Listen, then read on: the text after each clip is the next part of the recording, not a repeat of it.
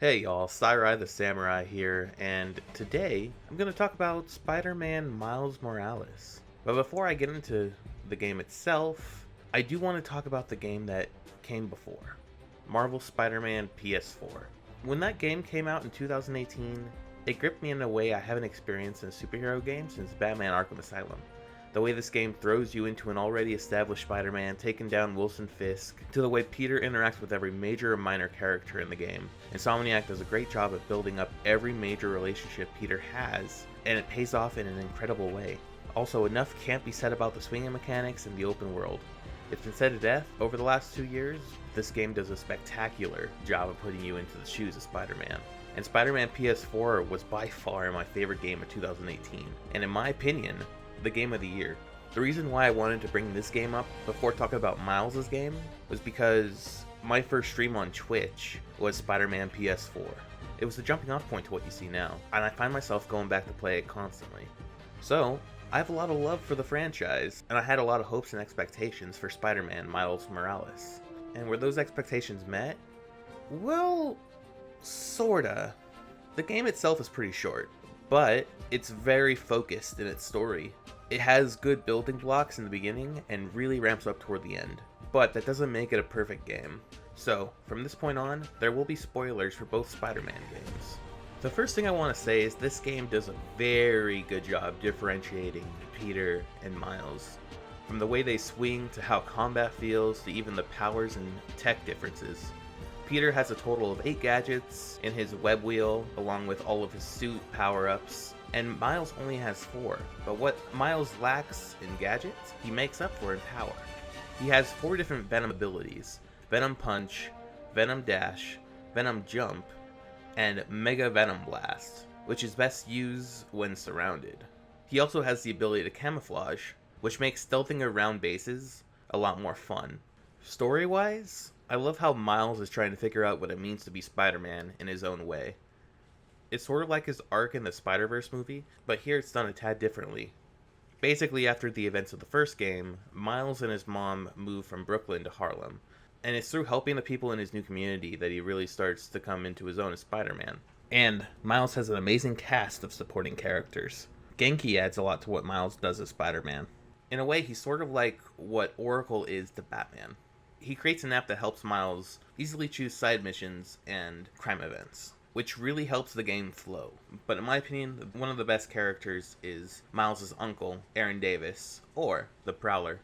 Their dynamic works beautifully, and it's really interesting to see how Miles and Aaron connect after Aaron basically being excommunicated from the family. The man finds out you're Spider-Man right away, and even helps you in some missions. And to make things more interesting, he's working with Simon Krieger to catch the Tinkerer, all while trying to navigate in ways that protects Miles. All leading up to a point where Aaron kidnaps Miles, and the two have one of the most emotional fights I've ever played. And it's in this fight, Miles shows his true resolve in being Spider-Man. Even though the Prowler isn't really a villain, this does lead me into talking about the other rogue gallery in the game, which, I'll be honest, might be the weakest thing in the game. But let's start by talking about one of the best villains in the game, and that would be Rhino. I guess you can consider him a side villain, but I love the fact that he was added, and he has such a fun role in this game. In Spider-Man PS4, when you're playing as Miles sneaking around looking for medical supplies, you're being pursued by Rhino. And the fact that Rhino is one of the villains in this game is a great callback to that, and even in dialogue has some great callbacks.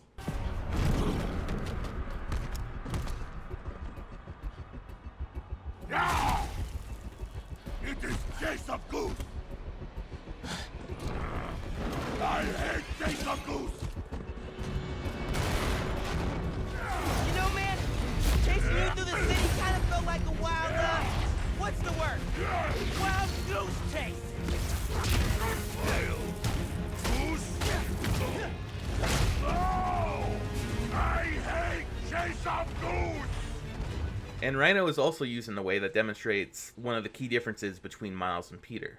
Your first fight with Rhino is where Miles discovers his Venom powers, and I think it adds an extra layer of depth to the game that makes it really enjoyable.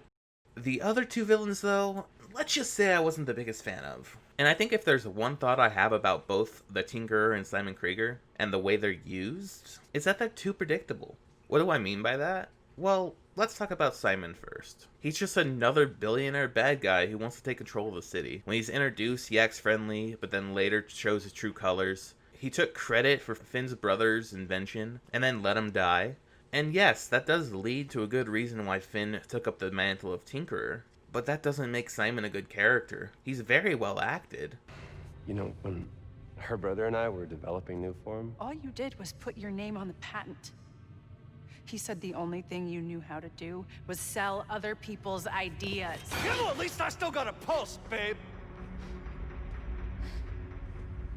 but let's not dwell, right? But he's just one note. And when he and his company turn on Spider-Man, it feels like it comes out of nowhere. And then there's the Tinkerer. Finn is Miles' childhood friend. When she's introduced to us, she's literally tinkering a doorbell, which is pretty weak foreshadowing because it just gave away who she was. And in a lot of ways, she's pretty inconsistent as a character.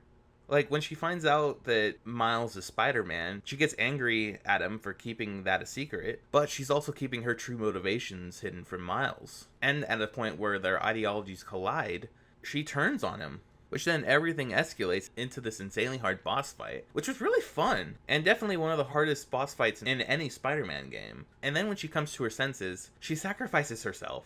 And the thing is, the redemption felt forced. It was powerful in the moment, but overall I feel like it was just a spectacle of playing through it the first time. And after looking back on it, it just, I don't know, it just felt very predictable. And sure, you can argue that the first game was predictable too, and you're right. It was. But let's take a look at Dr. Octavius.